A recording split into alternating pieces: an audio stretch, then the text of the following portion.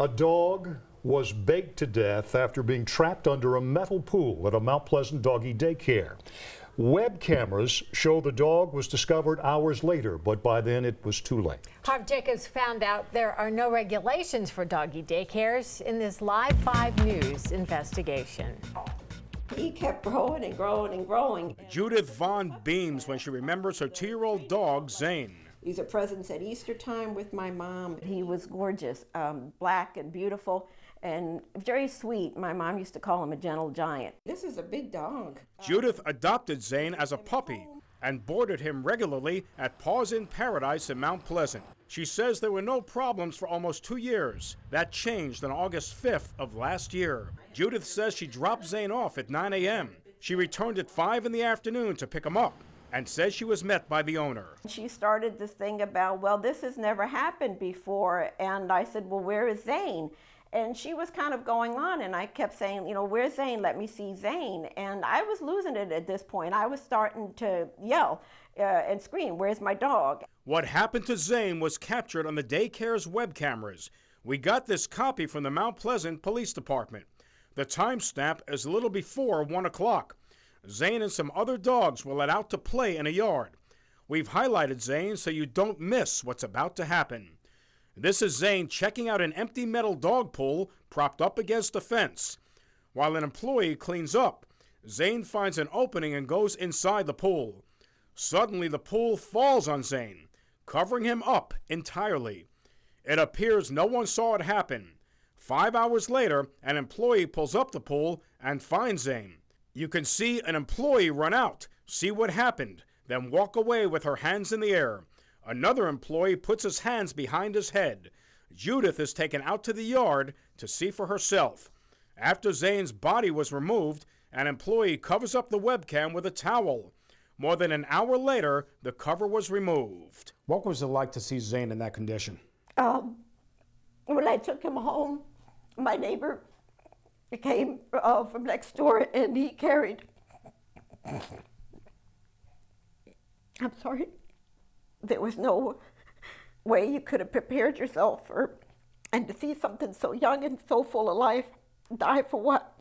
Judith had a necropsy done on Zane.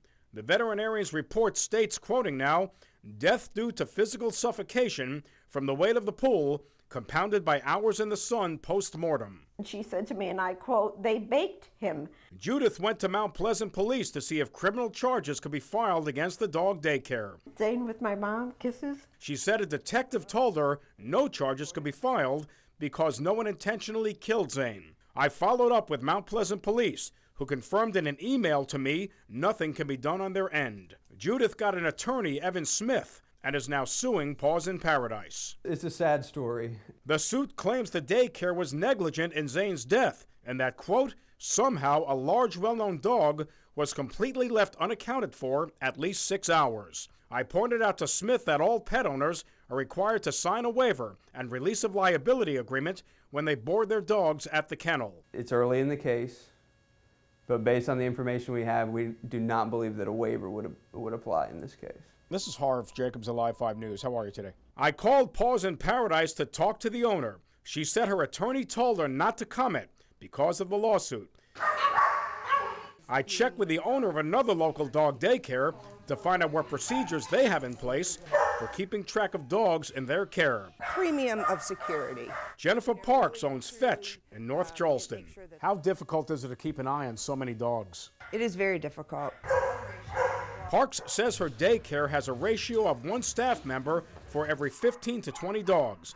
She says that's the recommendation of the American Association of Boarding and Kennels. Just like Paws in Paradise, Parks has web cameras all over the daycare. She also has the name and important information about every dog written on the door of each pen. And there's never a time that we are not walking the halls, looking at the cameras, physically in the room. He loved any kind of costume. After her dog's death, St. Patty's Day, he had a little bowler hat. Vaughn tried to file a complaint against Paws in Paradise, but found that the South Carolina Board of Veterinary Medical Examiners only takes complaints against veterinarians. Who's protecting these animals? Right now, there's no law to protect them.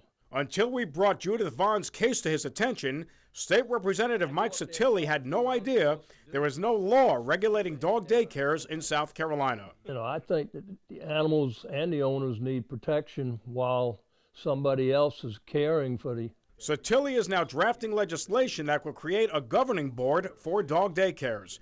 The makeup of the board would include some veterinarians. The people that are working within these facilities are supposed to be properly trained. That's in the bill. They have to be trained. Were you surprised to learn that there were no laws in South Carolina regulating dog daycare places? Oh my God, yeah. I had no idea. I did some research and learned one of our neighboring states has a law regarding boarding facilities. In North Carolina, a dog daycare must go through 2 inspections before it opens and an annual inspection after it opens. Violations can result in a warning letter, a fine, or a suspended or revoked license. In Georgia, 1 inspection is required before a dog daycare can open. While Judith waits for a law regulating dog daycares, she keeps her pet's ashes in a box inside a bag.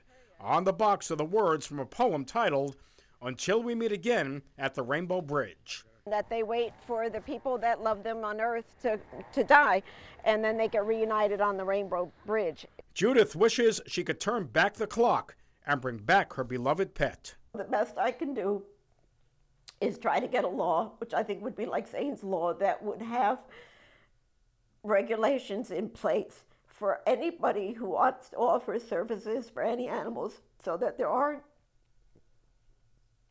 any more cases like this, that something good would come out of a truly needless loss.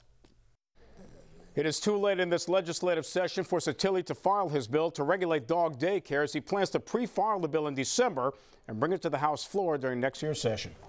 My heart goes out to her, and thank you for letting us know about this problem. And we take our family members, our dogs, to facilities that we think will take care of them. We all at times perhaps need to board our dogs. I know I do at times. How do you know whether you're getting a good doggy daycare or a bad one? Well, Bill, I went to another dog daycare owner, and she told me the steps people should take. And you go to our website, live5news.com. We post the story online, a web-only story, and you'll find out exactly what you need to do. Good advice. Thank you, Harve. Here's a little